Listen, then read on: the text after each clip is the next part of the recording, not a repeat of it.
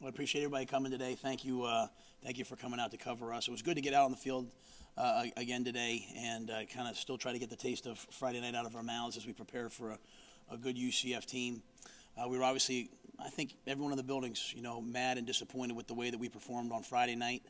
I don't think that we could say that anyone coached well or played well, and at the end of the day, that starts with me. That's my job, and we didn't quite obviously didn't get it done. We didn't play our brand of football. It's one thing to lose, but the way we lost was not the way we want to play. So we are moving forward from that, but remembering that and very resolute in making sure that does not happen again this week. So, and as I told our team, we've gone from early on not even competing in the beginning of the games to competing for most of the game, and then last year but not being able to finish the game, to this year winning some games and finishing games, and then last week at Tulsa to come from behind. And Friday night was really the first time in a long while, at least since Steve was here, that there was a game with something on the line. It was national TV. It was two teams that people have expectations for, and there were some expectations on the line, and that was a new challenge for us. And we stumbled a little bit. We didn't handle that moment the way that we all thought we would. So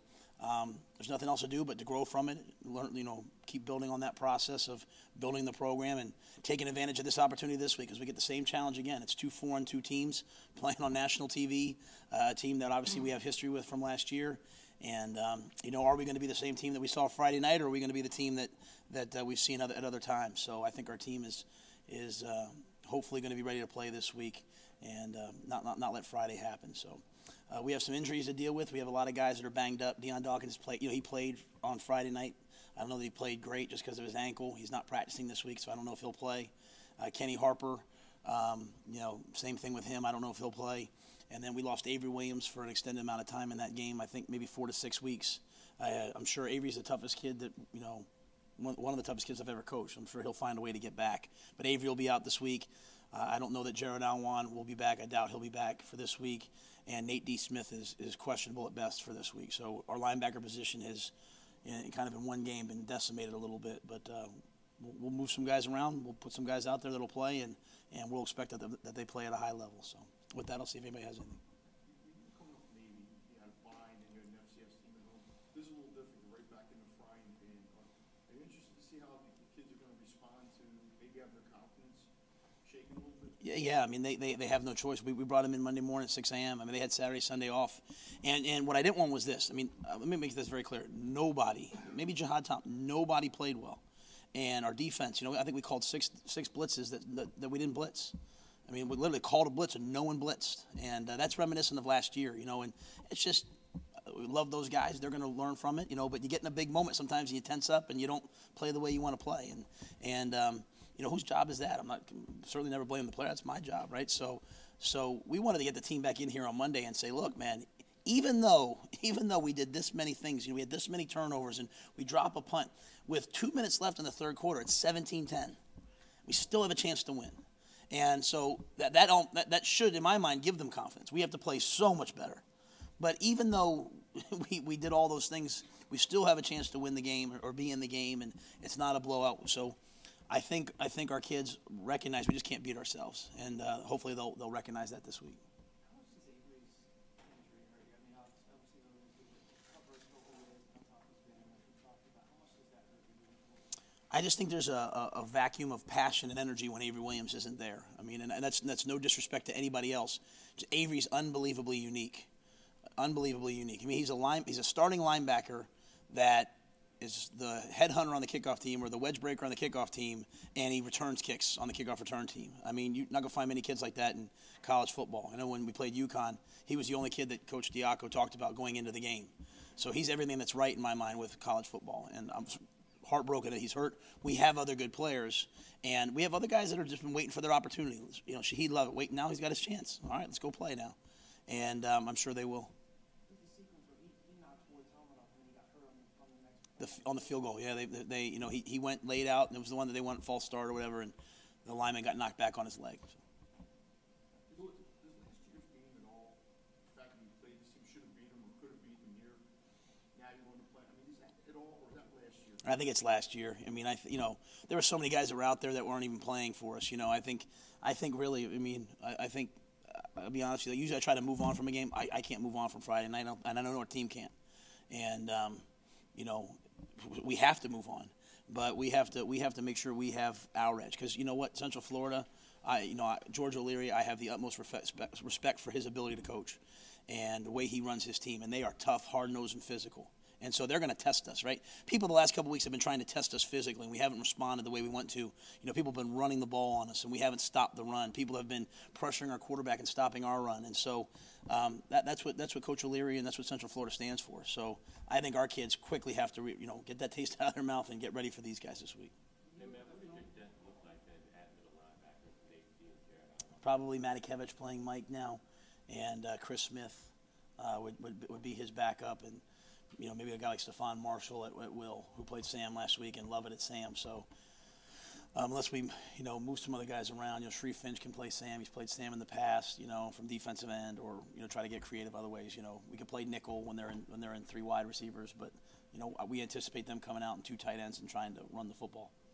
How much changes with Kyle in the middle? Not much, just because of his understanding of the position, or say that one more time. How much do things change with Tyler in the middle? Tyler, I'm sorry, they said Kyle. Well, Matakevich has played Mike for us. He knows it. He's a really smart football player, and I don't think much will change. And Stephon's played Will for us. He played Will last game. He's played it. So if he has to play, and who's to say Nate D won't play? I mean, that's just the word today. We have to wait and see what he's able to do as the week progresses. Excuse me. When you look at the film, how much of the turnovers were something PJ wasn't doing? How much of it was the receivers, the line? Let me say this: PJ has to play better. Okay, there's no doubt about that. He knows that. He has to play better. I was proud of him in that I thought he played really, really hard. Like, he ran the ball on 3rd and 18, and we saw some of that electricity from him. But you can't turn the ball over 4 times to win. I can. This is gonna sound crazy. I can live with the interceptions. What I can't live with is reaching the ball across the goal line. I mean, that's something that day one in camp. Here's how we hold a football. Here's the rules for holding a football. We hold it with 5 points, 2 hands inside the 5. We never reach the ball over the goal line until 4th down. Every kid in this program knows that. And so if you want to know why you lose a championship caliber game, not because PJ fumbled the ball, it's because basically our whole team kind of did that, right? Our whole team got into a big moment and didn't do what they were trained to do. Like, didn't look like the team from Vanderbilt. That, coming right out of camp and you're brainwashed to do exactly what you're trained to do. Now all of a sudden, if we've had some success, guys are starting to, okay, and let me this swim move worked, even though I know I'm supposed to. And as coaches, you're guilty of that, man, because you're either coaching it or allowing it. So you kind of, guys are having some success. You're kind of giving them a little more freedom to play. And then wham, you get hit in the face by Houston, and you say, okay, wait a minute now. This isn't our brand of football. We're not following our process, and it starts with me. So to answer your question, can't reach the ball across the goal line. It's inexcusable. The picks, the first one, the kid baited him, made a great play. The kid's a great player, Stewart. I mean, hopefully he's healthy. He got hurt in the game. The second one, it's a one-on-one goal ball down the sideline. I mean, he throws the ball up the Ship. It's the right read. They did it to us. Their kid went up and caught the ball over us twice. Ship doesn't make, doesn't make the play. Their kid makes the play. Okay. The third one's a high, inaccurate throw. But if you want to know which one keeps PJ awake at night, I think, is reaching the ball across the goal line, the 17-10 game, something that we don't do. Where is PJ in his progress now? Are you satisfied with where he is, or is he just hitting some? It's a good question. It'll come down to what happens this Saturday. I mean, I thought Sat did a good job of showing him, Peyton Manning throwing 4 interceptions against Florida as a junior. He's the number 1 pick in the draft to be, and he goes out and throws 4 picks. I mean, there's lots of quarterbacks that have had those kind of games. We'll find out what kind of competitor and player PJ is this Saturday, and in practice. Has he learned from that? If we don't turn the ball over, we have a chance to win games. If we turn the ball over, we're not gonna win games. And that's not just PJ. Let me say this: it's not just PJ. It's everyone around him. It's the receivers who, when Jahad was making those long runs, were kind of loafing on the play and kind of going half speed, and then the kid from Houston runs him down and tackles him at the 1. We have to score on those plays. And then all of a sudden, everyone's momentum goes better. People stop pressing. So I have complete confidence in P.J. Walker as our quarterback. But if you want to know how to assess him, it'll be based upon what he does this week. Because if he goes out there and he's tentative, then you're scarred, right, from the experience. And if you go out there and you're still loose, you haven't learned from it. What you have to do is go out there and say, I'm a really good player. And I'm a really good player when I just play the play on offense and just do what I'm trained to do. Some bad things are going to happen, but I just keep playing. And that's a message for PJ and for our entire team, for our coaches. If we do what we're trained to do and don't try to do too much, we'll be just fine. Jahad a guy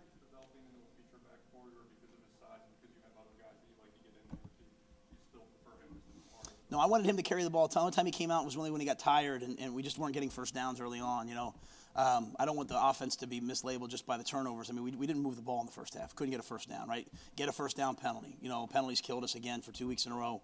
The second drive, 3rd and 3, or first drive, we complete it. They call a pick on Colin Thompson. So, had we carried the ball more, I think you'd have seen Jihad. Had we had the ball more, you'd seen Jihad do more and more and more and more. But yeah, he's the one back for us right now. And then Jamie and Kenny will work their way in.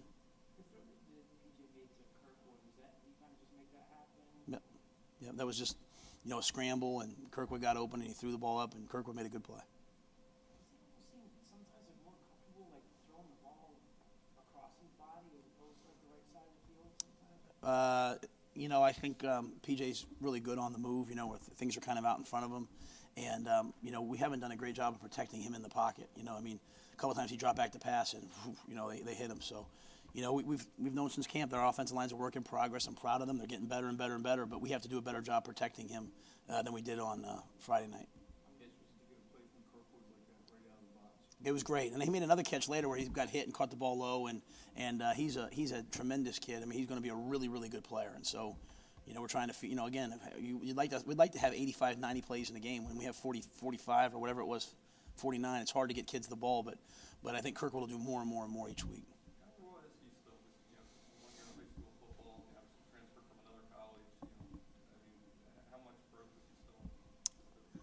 Well, I think there's a lot of growth because he has, his body's not developed yet to the level that it could be.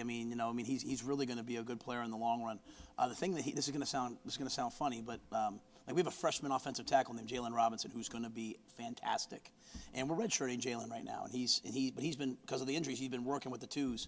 And Leon Johnson, who's another tackle, said to me, he said, Jalen's going to be really good. And I said, why is that? And he said, because he listens. And as funny as that sounds, football, you get told what to do, and then you actually have to go out and do it, right? And you have to kind of listen and be really into learning. And Kirkwood is like that. I mean, Kirkwood, you tell him something, man, he goes right out and does it. And that's what we're trying to express to our team. And in the NFL, you tell a guy to do something, he can go out and do it, right? And that's what we want our guys to be like. We want them to be pros. And Kirkwood is a pro. And so I think you'll see his role really expand over the next couple of weeks. But in the long run, he's going to be a dynamic player, I believe. Yeah, Aaron won't play this year. He's on the scout team, serving as a scout team offensive lineman, and getting stronger. Where is are you pleased with the progress PJ's making? And not to keep going back to PJ, but there's a guy, and you talked about it last week, does he, as a sophomore, does he start taking more on his plate and perhaps kind of having to overload? Well, I worry maybe that I said the wrong thing, because he it looked like he tried to do too much, on Friday night. But at the same time, there wasn't much going on around him. He's trying to make plays. But I'm not pleased with the turnovers. The first rule of being a quarterback is don't lose the game, right? Don't turn the ball over. So that part I'm not pleased. But there's many other aspects that I am. And, how many games has he started now, Rich? Is that 12? That's 13? So what is he, 6 and 7 as a starter? So, he's heading into his second year. That's kind of where everyone is right now. And so I expect him now to pick it up and play better as the year goes on. And let me just say this. He expects it. It's 9 o'clock at night last night. Study hall's over, and he's in there watching tape. He's working at it. And I think he'll play really well the rest of the way. Thank you very much.